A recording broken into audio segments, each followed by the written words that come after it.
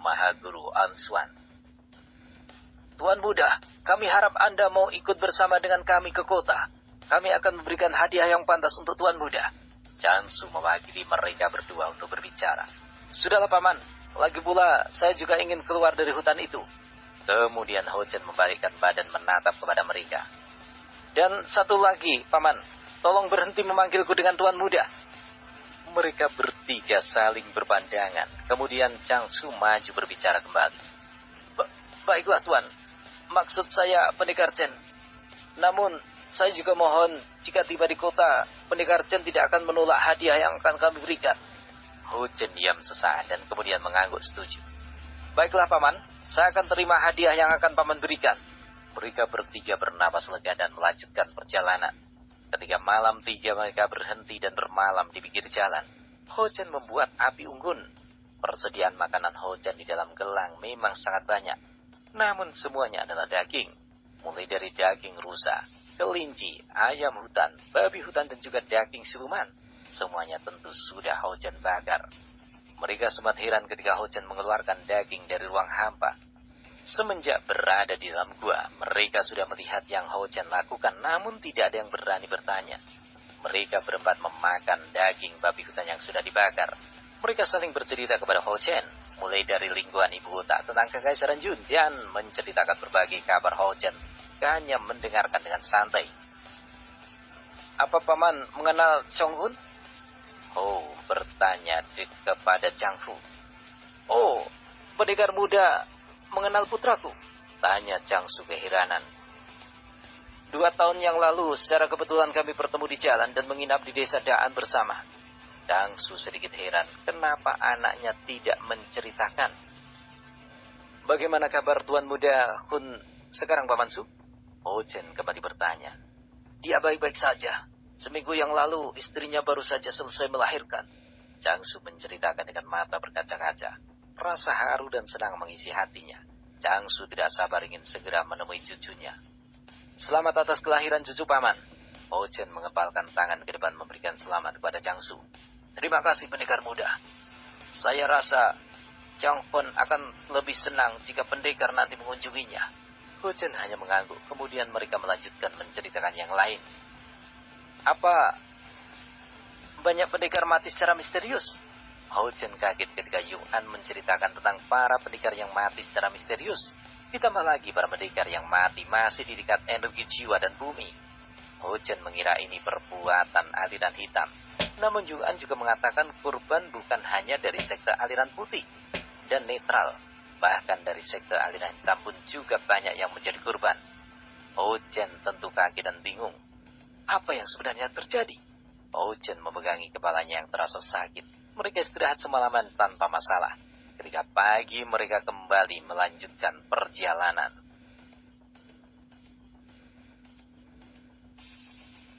Kuil Lonceng Suci saat ini sedang mengumpulkan semua anggota kuil. Mereka semua berkumpul di dalam ruangan lebar. Seorang biksu sedikit sepuh, alis dan janggutnya sudah memutih keluar dengan memegang tongkat. Kemudian biksu tersebut duduk di depan menghadap ke semua anggota kuil. Saudara dan para murid semuanya. Suara biksu tersebut terdengar sangat bijaksana. Biksu tersebut adalah Mahaguru Kuil Lonceng Suci Biksu Shaosheng. Saat ini kita semua menghadapi situasi yang sangat sulit. Mahaguru Ansuan meramalkan akan ada makhluk dari neraka yang akan mendatangi dunia kita. Karena itu, Mahaguru berpesan agar kita bisa menahan diri dan memperbanyak membaca Sutra Buddha. Yang disebut Mahaguru Ansuan adalah kepala biara generasi ketiga, sedang Shaosheng adalah generasi keempat. Ansuan sudah berumur hampir 500 tahun. Ansuan terkenal karena ramalannya yang tepat. Ansuan juga memiliki ilmu yang sangat tinggi. Namun semenjak Shaosheng menggantikannya, Ansuan lebih memilih bermeditasi di ruang rahasia. Guru, bagaimana kami bisa mengetahui keberadaan makhluk itu? Salah seorang murid bertanya. Siang Li, makhluk itu akan mendatangi seseorang ketika malam. Kalau masalah wujud, makhluk tersebut aku juga tidak tahu. Siang Li adalah seorang biksu muda berumur 17 tahun. Bakatnya sangat tinggi dan ditambah sifatnya yang rendah dan tidak terlalu mementingkan masalah keduniawaan. Xiang Wi adalah murid suci di kuil Leonceng Suci. Buddha Maha Pengasih. Seorang biksu yang terlihat sumuran dengan Shao Seng memutar tasbih besar dengan tangan lurus di dada. Semua murid merasa khawatir, namun biksu Shao Seng segera membimbing mereka semua untuk membaca sutra. Karena membaca sutra, pikiran akan menjadi lebih jernih untuk berpikir, dan hati pun juga akan lebih tenang.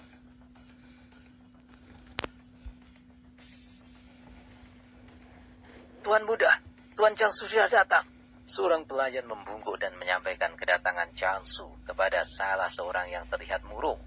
Orang tersebut adalah Chang Hon. Benarkah? Di mana ayah sekarang? Tanya Chang Hon dengan antusias. Ketika mendengar ayahnya menghilang saat mengejar rusa bersama Yung An dan Ying Kun, Chong Hun sangat merasa panik. Selama 6 hari, Chong Hun menjadi sangat murung dan gelisah. Tuan Changsu sekarang berada di halaman depan dengan Nyonya, jawab pelayan. Chong Hun segera berlari keluar. Ketika tiba di ruang tamu, terlihat ayahnya masuk. Ayah! Chong Hun tidak bisa lagi menahan rasa senangnya dan segera berlari memeluk Changsu. Kamu bukan anak kecil lagi. Kenapa bersikap seperti ini? Changsu bertanya dengan mengusap air mata dan pundak anaknya. Namun air mata Changsu juga menetes. Rasa haru dan bahagia karena kembali bersama dengan keluarganya. Sudah. Ayahmu baru tiba. Biarkan dia istirahat terlebih dahulu. Seorang perempuan sedikit tua berkata dengan senyum hangat. Dia adalah Shao Shuang. Biasa dipanggil dengan Nyonya Chang dan ibu dari Chang Hon. Ah, benar. Karena terlalu senang, aku hampir lupa. Chang Hon melepaskan pelukannya. Changsu memandang Chang Hon sejenak, lalu berniat pergi membersihkan badan dan beristirahat. Aduh, hampir lupa. Bagaimana kabar cucuku? Changsu menepuk jidat dan langsung menanyakan cucunya. Dia baik-baik saja dan juga sehat, ya. Namun sekarang lagi tidur. Jawab Chang Hon. Changsu tersenyum melebar mendengar cucunya sehat. Gua besok kita akan kedatangan tamu penting. Dia adalah orang yang telah menolong kami yang ketika tersesat. Ayah mengundangnya kemari dan ayah ingin memberikan hadiah. Tentu ayah tidak usah khawatir. Aku akan mempersiapkan jamuan serta hadiah yang besar besok. Bagaimanapun dia adalah malaikat penyelamat. Chang Hon terlihat bersemangat. Orang ini adalah pendekar muda. Ayah yakin kamu mengenalnya. Karena dia bercerita pernah bertemu denganmu di desa Daan. Chang Hon diam. Dia berusaha mengingat-ingat. Seorang pendekar muda? Desa Daan? Chang Hon langsung menahan napas. Dia ingat pernah bertemu dengan seorang pendekar muda ketika melakukan perjalanan dan mampir di Daan. Ayah, apa nama pendekar tersebut? Hojen, pendekar muda? Desa Daan? Chang Hon langsung menahan napas. Dia ingat pernah bertemu dengan seorang pendekar muda ketika melakukan perjalanan dan mampir di Daan. Ayah, apa nama pendekar tersebut? Hojen? Tanya Chong Hun sedikit bergetar. Iya, nama pendekar itu Hojen, jawab Chong Su. Tidak menyadari perubahan sikap anaknya, Chong Hun menahan napas. Dia tidak menduga Hojen akan datang ke rumahnya. Kalau begitu, jamuan ini harus meriah, batin Chong Hun.